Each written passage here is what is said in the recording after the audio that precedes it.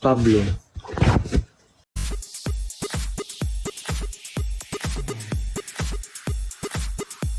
Justin diretsang sinagot ang tanong ng netizen kung sino ang pinaka nakakatakot sa SB19 kapag galit or ayaw nila magalit dahil nakakatakot. Agad at walang pag-alinlangan sinabi ni Jan na si Pablo ang pinaka ayaw niyang magalit. Agad namang sinabi ng mga supporters ni Pablo na kahit mataray umano at bugnutin at pikunin ang kanilang bias ay mahal na mahal pa rin nila ito. Sino ang pinaka nakakatakot sa SB19 kapag galit or ayaw nyo magalit kasi nakakatakot? Pablo.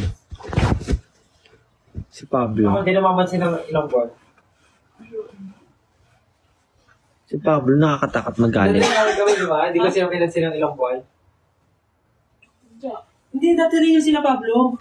Lahat sila di ko pinansin. Yung naano talaga ako na battery pa kasama ng lahat. Oo. Hindi ko maalala yun. Pandemic nun? Yung ano, yung kahit, for example, magkakasama tayo sa room, tapos hindi ako sumasama sa inyo.